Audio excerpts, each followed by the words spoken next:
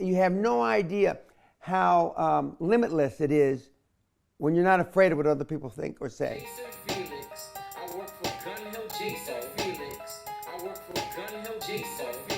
There's not two people watching this thing that even has a concept of what it is, to act as if you have no limits to your ability. And now we come to the great man himself, a man history records as being instrumental in the creation of America's public education system. Horace Mann was an American educator who served as a member of the U.S. House of Representatives, part of the American Congress. Horace Mann was the key reformer of the education system at the time. In 1837, he became the head of the newly created Board of Education in Massachusetts, where he began the work that would eventually earn him the title as the Father of American Public Education. After reading through the educational models of different countries, Mann finally hears about a particularly successful style that had been developed in Prussia, which is now modern-day Germany. The Prussian system had shown to be such a success for the government's purposes that, accompanied by a few other educators, Horace Mann travels to Germany to investigate. Upon their return to the United States, he stressed that it was the responsibility of the state to ensure that education was provided for the child. A very noble idea, of course, but what exactly did he mean by that? And how did he define education? In America, they walk around and is it just this lack of accountability, no self-esteem, and everyone is just mediocre, walking around with no... In truth, the entire purpose of the system was to instill loyalty to the crown and to train young men for the military and bureaucracy.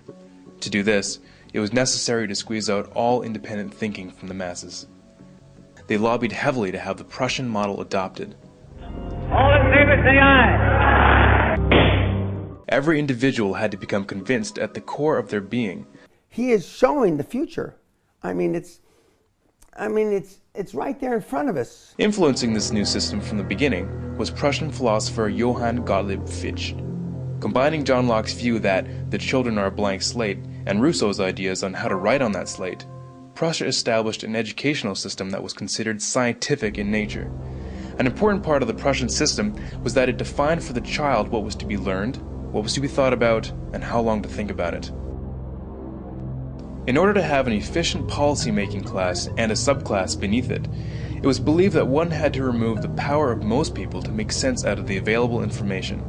In other words, critical thinking had to be done away with. Now, if you're wondering why the average person doesn't know that the North American education system is based directly on the Prussian model, it might just be because its original purpose was not designed for the good of the individual, but for the good of the government. It's two sides of the sword. The philosophy of Johann Fichte directly influenced the creation of the Prussian model of schooling, as he is quoted saying, "The schools must fashion the person, and fashion him in such a way that he simply cannot will otherwise than what you wish him to will." With quotes like these, you can see why his involvement is not well known. You have no idea what that means. Education should aim at destroying free will, so that after pupils are thus schooled, they will be incapable throughout the rest of their lives of thinking or acting otherwise than as their schoolmasters would have wished. You have no idea what that means. When this technique has been perfected, every government that has been in charge of education for more than one generation will be able to control its subjects securely without the need of armies or policemen. Which begs the question, why would the father of American education make it a law that every child spend their youth in a system created by the father of neo-Nazism? If the entire population of North America is raised in a system adopted from pre-Nazi Germany, what are we setting ourselves up for? What does that tell you, Brian? What does that tell these people listening?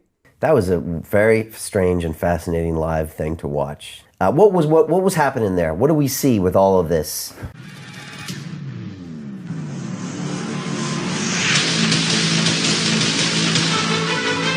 The United States uses the dollar as a weapon and the reserve status of the dollar.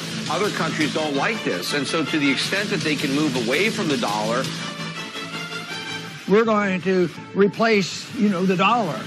When the dollar collapses, they're not going to go to the euro. They're not going to go to the yen. They're not going to go to the renminbi. They're going to go back to gold. If you love your country, you should have gold in reserves. If you have a crisis of being intact, your paper money goes down in tremendous value.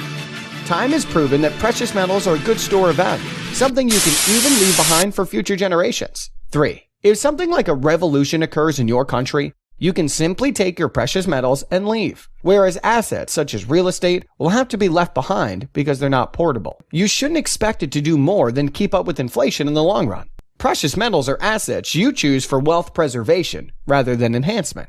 And I believe digital assets are the money of the internet. If you believe that where the world is going is this environment of companies talking, communicating to each other in a direct way, in a peer-to-peer way, then money has to be part of that communication. You need to have that direct transfer of value. We're gonna digitalize a value that we associate with that service. And if you're a guy that is a truck driver, a coal mine, you're working in an automobile plant, or you're working in an office on Wall Street, when your buddy gets in trouble, normally you stick up for him even if he's wrong. Okay? Well, that's exactly what's happening. You said to me last night, you don't care what anyone thinks of your opinion of them. Correct. You don't want their respect. I don't give a fuck if these p-heads watching this thing like me. You said they're either going to love you or hate you. I knew which one it would be. All my life, I've been this way. Who do you want in the fucking foxhole with you, Brian? You want some mealy-mouthed cunt, politically correct asshole? We are going to be conservative down the line for 50 fucking years. Oh, he talks in words that you can understand. America is fed up with all the bullshit.